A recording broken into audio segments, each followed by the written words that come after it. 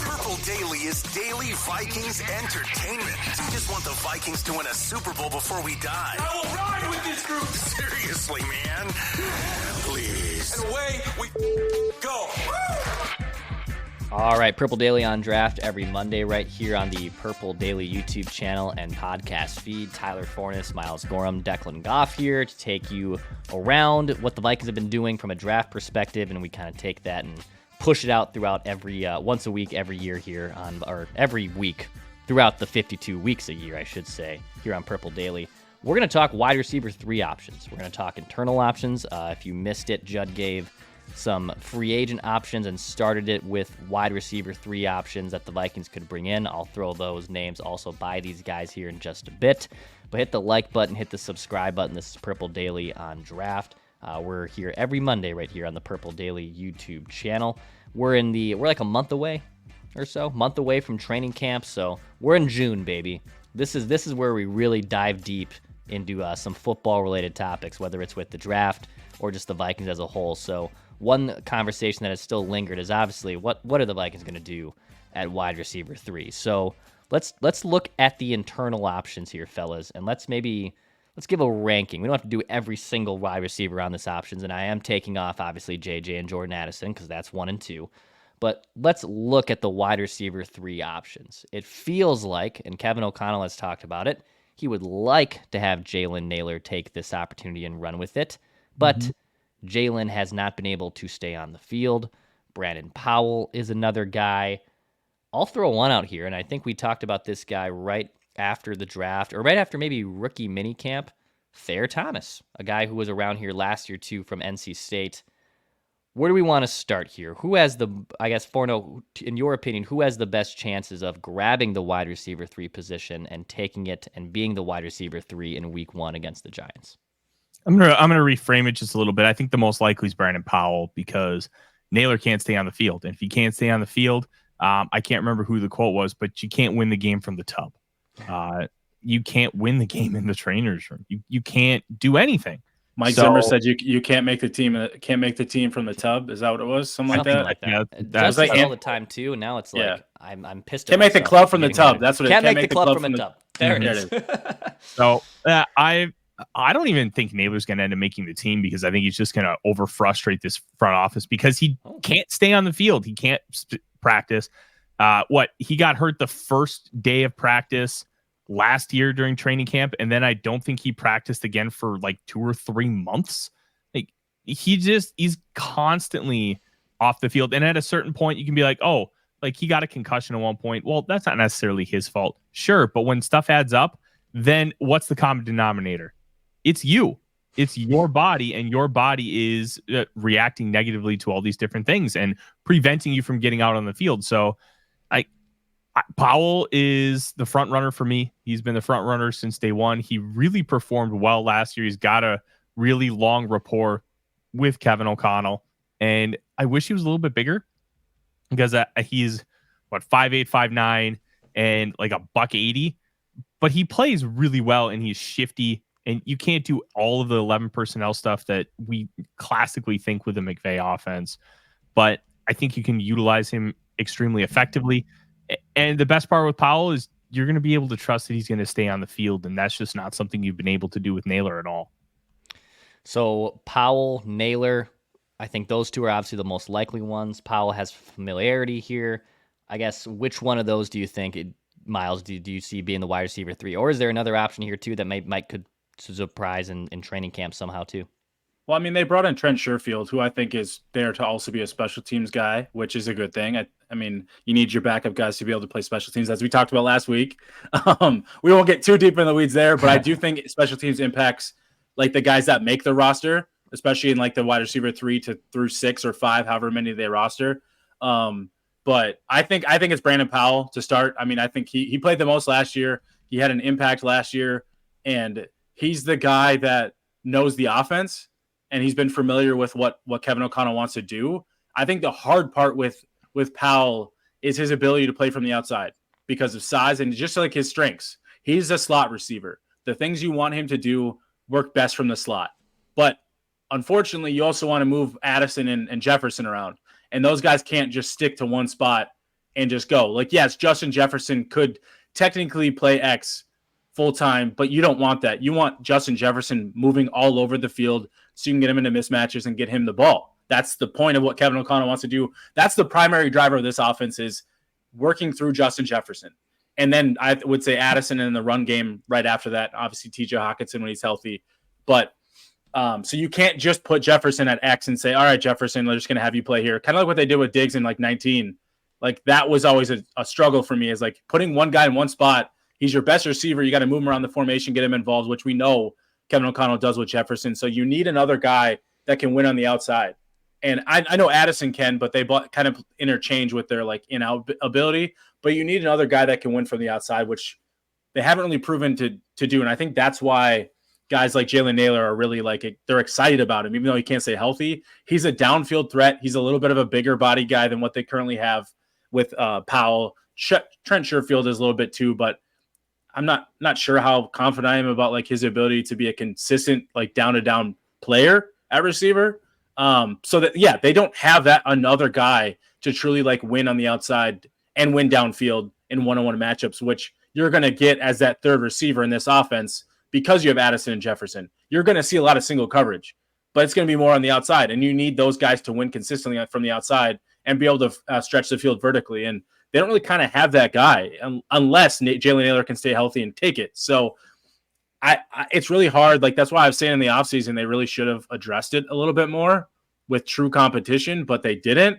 So I'm curious to see how they approach it. But I would love to tell you, I don't think that guy's on the roster, but he probably is. And I would just say it's probably Brandon Powell to start.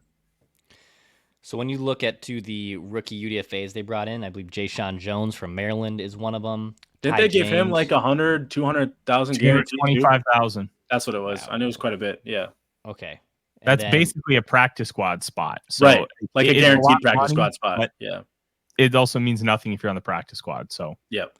Ty James out of Mercer too is another name that's on this list. You know, we mentioned Thayer Thomas, Lucky Jackson. Those were two dudes that were on the practice squads and around the roster a little bit last year. Between Jones and James, though, which are two very common names, I'll use the full ones. Jay-Sean Jones and Ty James, 4-0. Are one of these two UDFAs? Is there a diamond in the rough here that could surprise and not just be a practice squad, but might make the 53? Might not be the wide receiver 3 when they open this season, but has maybe some potential to turn some heads in training camp? Turn some heads in training camp, sure. I don't necessarily think either one of these guys is going to make the team because I don't know how many receivers they're actually going to keep this year. I think they may keep an extra tight end, and especially with the Hawkinson injury and Tunyon being in the fold now, I think they may keep 4 of those guys. My last 53-man roster projection, I only had 5 wide receivers making the cut. And you have to find a way to trim somewhere because you're going to keep at least 5 safeties. Probably not 6 this year, but you're going to keep at least 5. You're probably going to keep 5 edge rushers. And you have to find a way to trim somewhere. And I think only keeping 5 wide receivers makes a lot of sense. But these two guys, I think, are great additions to the practice squad. Jones, as we talked with PFF's Max Chadwick on the Real Forno show a couple weeks ago, and he covers college football. And what the interesting thing is, their game athleticism score, which isn't it's proprietary data, not public data. 92nd percentile athlete in 2022, 83rd percentile athlete in 2023. And that's GPS tracking. So that's being able to, like actual game speed, in and out of breaks, agility score, like that kind of stuff. So there might be something hidden with him. Plus he has the 2 torn ACLs, which isn't a huge medical red flag, but ACLs are so advanced now that they still matter, but they don't matter nearly as much as they did even 10 years ago. So I think there's a lot to like with him. And then James, it's a massive step up in competition. I would be floored if he made the team, but I do think that he's a guy that you want to stash on the practice squad and see if you can develop over a couple of years and see if you can get him to a level where, hey, I can trust this guy to be my wide receiver 4. And then he can be like your Matthew Hatchett, where if you need him to step up in a wide receiver 3 kind of role, you can expect that. I think best case scenario for these guys would be like a Tristan Jackson, where at Alec Lewis of The Athletic called him a quadruple A player, which I know you know very well, Declan. Quad A, yeah. Yeah. not exactly a starter, but he's too good for the minors. Yeah. And I think that's probably the ceiling for both of those guys. And if you can have a player like that on your roster, I think that's a net positive. But I don't think any UDFA on offense is going to make the team. Maybe an offensive lineman, but even then, probably not. What are your guys' expectations for Jordan Addison this year? So, like, last year, I really felt like he had, like, a very quietly productive year. Like, he had a good year. We all saw some flashes of him having a good year. What does year 2 look like for him? I mean, we can maybe go down statistics, but it feels like we have not seen the ceiling of his game, Miles, like, reach to where maybe it should be. Justin Jefferson's obviously the number one. You mentioned the fact of them moving these wide receivers in different areas. Do you see Jordan Addison maybe taking like a deep threat role? Is he more of just like an elite route runner that, can just find his way to get open just like JJ does? I guess what type of receiver do you see in Jordan Addison in year 2 of this offense with Kevin O'Connell? Sorry, my dog's going crazy. He's got Jordan Addison takes. He's got Jordan Addison takes, yeah. Sorry. Forno, why don't you go ahead on this and I'll jump in. Give me a sec. You're good, man. So the one interesting thing about Jordan Addison here is that I really think that he's ready to take that next step. And one of the difficult parts about football discourse is fantasy football versus real football. And I think fantasy football has its place in the market and it has its place in like the eyes and ears of fans. But people talking about, Jordan Addison is going to regress this year because X, Y, and Z. And I just don't think people are really looking at it from a proper standpoint. They're looking at it from, he had 10 touchdowns as a rookie, 4th in the league. That's going to regress. Sure, that probably will. That doesn't mean Addison's going to be bad or take a step back. In fact, everybody's saying that he looks way better than last year. He looks more fit. He looks stronger and has still kept the same explosiveness. To me, it would not shock me if Addison breaks that 1,000-yard barrier. It wouldn't shock me if he has 80-plus catches because as much as we believe that Kevin O'Connell wants to run the football, and I think he does, and he's going to have more of a reason to do so with Aaron Jones in the backfield, but there's this little birdie that says, hey, throw the football, throw the football, throw the football, throw the football. And I think he's got some of that Andy Reid gene in him, where that's one of his biggest downfalls as a head coach, and it has been for 20-plus years. Now, I mean, it's a lot more mitigated now with Patrick Mahomes than it was with guys like Donovan McNabb and Alex Smith. But Andy Reid's one of his biggest flaws has always been he wants to throw the football way too much and abandons the run completely. And I think Addison's ready to take that next step. He was thrown into the fire when he wasn't even ready. He wasn't ready to be a top wide receiver. And that's why you saw some struggles with Justin Jefferson not there because coverage is completely shifted. Well, now he's going to see, as Miles mentioned earlier, a bunch of those single coverages. When you see single coverage with a guy who's an advanced, nuanced route runner like Addison is, you can take advantage of body positioning and leverage and really just juke them out of their shoes, get open, make things easy for the quarterback. And I think that's going to take this Vikings offense to a different level. And then all of a sudden, now you have to worry about Addison, and you start to kind of reflect back to those 3 deep days where, hey, I can just focus all my attention on Randy Moss. Chris Carter will kill you. Those guys both were Pro Bowlers, 98, 99, and 2000. They were bonkers because they were both GOAT, baby. Good. And when you look at that, like defenses couldn't just focus on one. Well, I think that's what you could have with Addison and Jefferson here over the next couple of years because of what his ceiling is and how he's already really leaning into that. Yeah, well, I'll jump in too, just to kind of piggyback off what you're saying about Addison. I think the other big part is like his ability to stretch the field is like a huge impact for this offense. And not that I didn't think he couldn't do it, but I thought more like intermediate was going to be his go-to like bread and butter. In a similar way, Justin Jefferson can stretch the field, but he's he's like an intermediate, like elite savant. I think Addison is an elite or on his way to being an elite, like route runner in that way in the intermediate. But his ability to also stretch the field on like deep posts and things really came in clutch last year. We obviously saw it against like the Eagles, the 49ers, some of those big touchdowns he had. And so I think maybe it wasn't the Eagles, but it was the Eagles. Yeah, the Eagles yeah. The like all those big like stretch the field touchdowns. But I also think with TJ Hawkinson's injury, they're going to need another guy. Like TJ Hawkinson was like your de facto second receiver last year when Jefferson was healthy, because Hawkinson was good enough to take away the defense and the priority and be that second guy, with Addison kind of acting as your third. But with Hawkinson still hurt, Addison's going to get a chance to truly step up and be that second guy. And so I think, like, to your point, he might regress at touchdowns, but like the targets and the opportunities are going to be even further and even more there for him. So I'm excited to see him take that next step, and we'll see with like the quarterback chemistry and things. But I do think OTAs and minicamp, when Jefferson wasn't there, that was a really good opportunity for Addison to kind of get a little bit more rapport with Sam Darnold heading into training camp. So we'll see how they deploy those guys heading into week 1 in training camp and things like that. But I'm excited to see him kind of take that next step and really be that like go-to number 2. And the Vikings have been so blessed to have two top tier receivers for so long, going back to the Diggs and Thielen days and things that even earlier, obviously, to the Randy Moss and Chris Carter, Jake Reed days. But yeah, I'm just excited to see that, like, those two be one of the best duos in the league and really like take the league by storm again this year. So if Darnold can really step up and take the reins, or JJ McCarthy, I'm not going to completely take that out of the question, but I feel like it's Darnold's position to start. But if they can really just like step up and help Darnold in that way, and Darnold can even just be a competent quarterback, this offense is going to be humming this year. So I'm excited to see it work. Put some respect too, right, on the Greg Jennings and Jarius Wrights and the Cordero Patterson. Jarius Wright. You know what? I will put respect on Jarius Wright's name. I like Jarius Wright. If the Vikings had a Jarius Wright right now, that'd be great.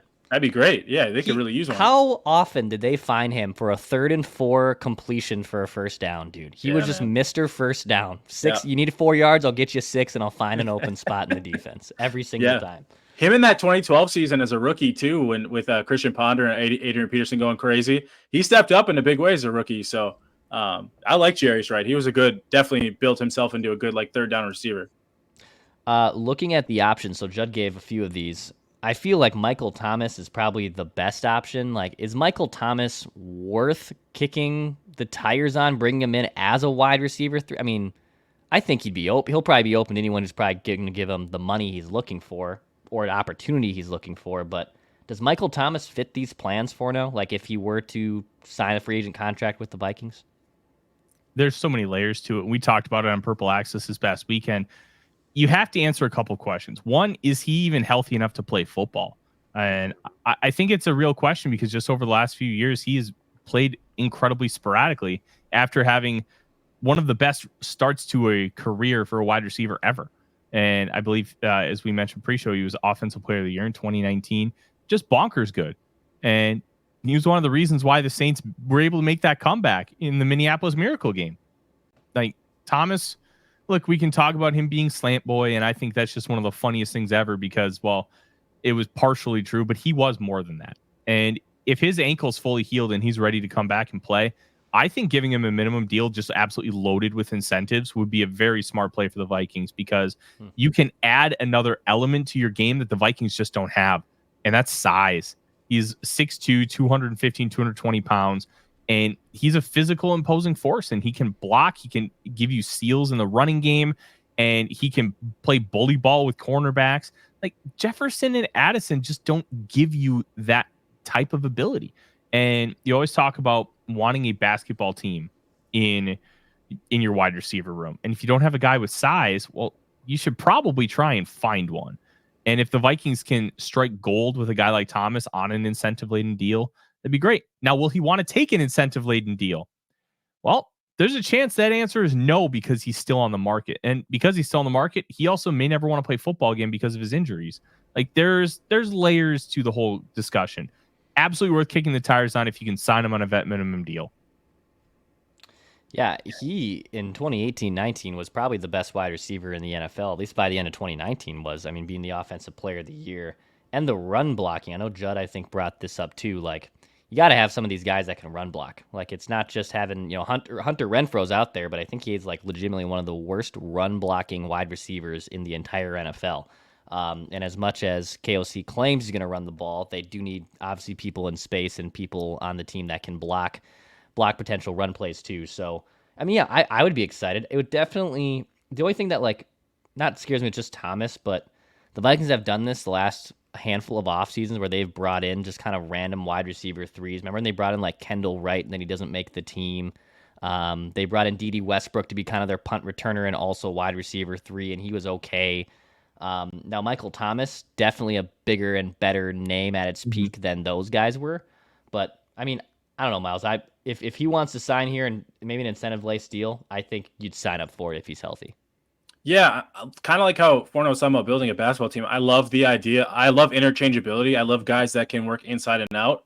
And in an offense like the Vikings have, they need guys to be able to do that because of how often they move Addison and Jefferson around. You need guys that can also work inside and out because sometimes Jefferson and Addison are going to be on the outsides. Sometimes they're going to interchange to be in the inside. So you need guys that can do both and really allow themselves to win those one-on-one battles. And before Thomas's injuries, he was definitely that type of receiver. He was the guy that you were building an offense around. Obviously, that's not him now, but if he's healthy enough, he could be an inside-out receiver for you. He works well in the slot we've seen, but he's also a really big body possession receiver that they need. That, like Forno was talking about, that he can muscle guys. You know, he can win those jump balls if you need him to, but he can also win across the middle. He's not afraid to, take hits and those things. So I think that's really important. I look at like the Texans and kind of what they've done with their, trading for Diggs, but also having Nico Collins and Tank Dell. All those guys can like interchange with each other. Now Dell's more of like a flanker slot receiver, but Stephon Diggs and Nico Collins can run all three. They can run flanker,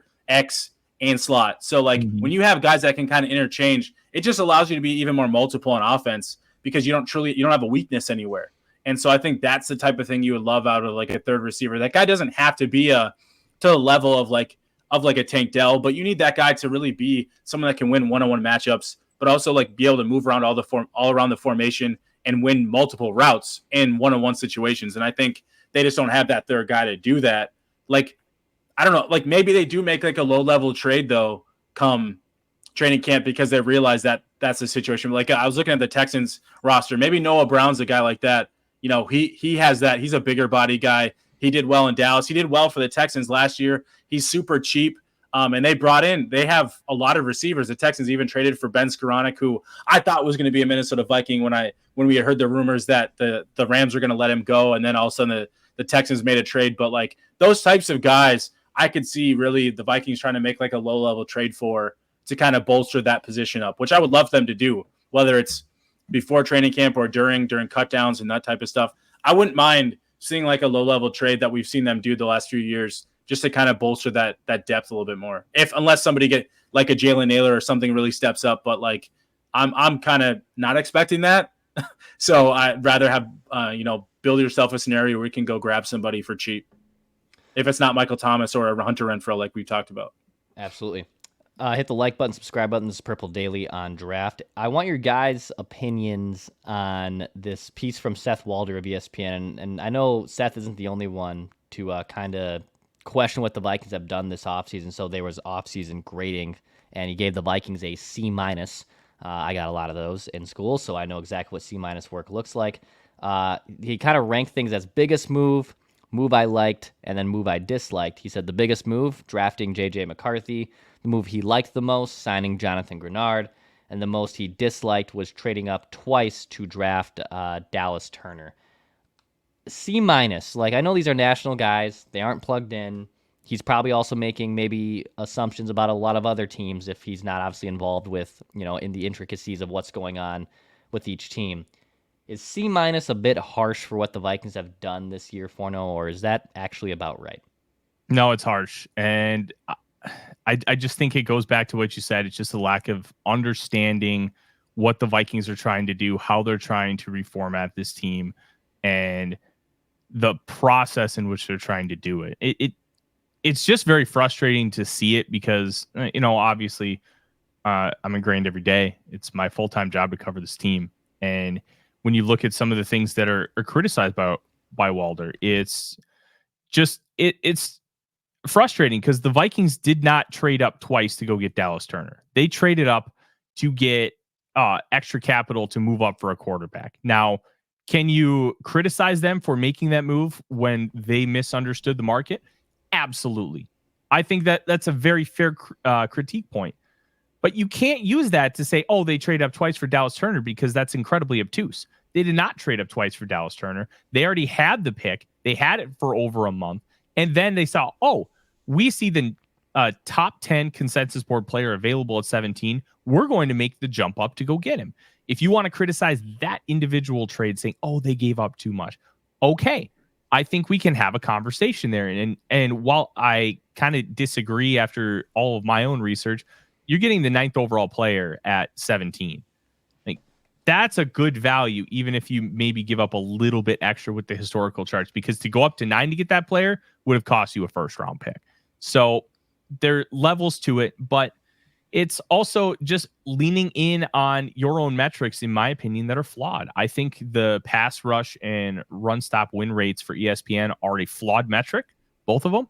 And I think they're good when you use them with other data points, but I don't think they're good on their own because they're all based on time and they're not based enough in context. And especially with like the pass rush run rate, if you get there at 2.6 seconds, it doesn't count as a win.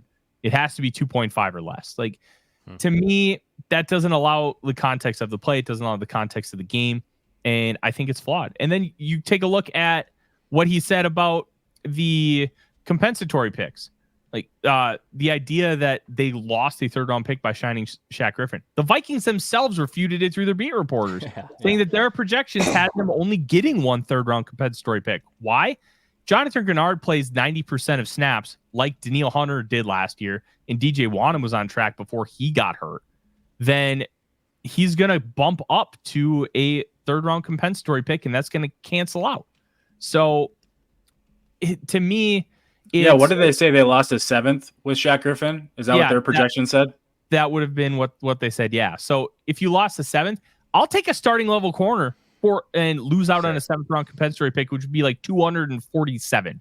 So like, it's just a lack of understanding that they're intentionally trying to build for 2025, but they believe they can be competitive now, which is the Sam Darnold signing. And it's just, if you're going to write about the team, please at least understand the direction and kind of what they're doing before you do so. That's all I ask. It does feel, I don't think there's a lot of like national excitement about the Vikings, and I think that's probably fair, to be honest. Like, they aren't exciting. I know they signed JJ, which was great. They let Kirk walk.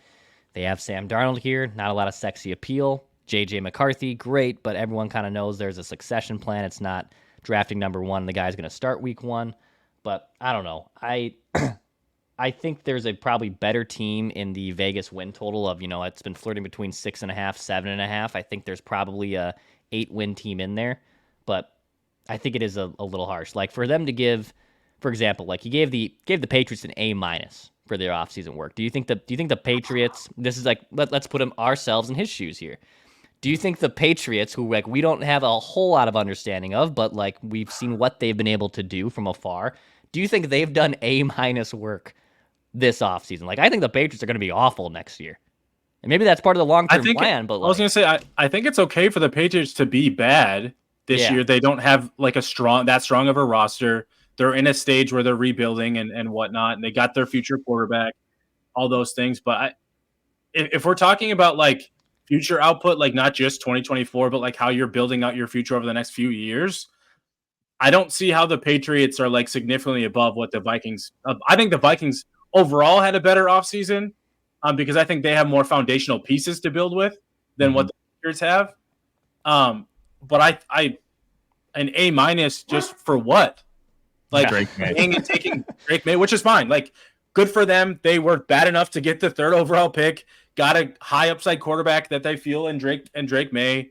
But the Vikings didn't trade a future first and still got like one of their preferred quarterbacks. Maybe it wasn't Drake May, but they still got a guy that they viewed as worthy of the 10th overall pick.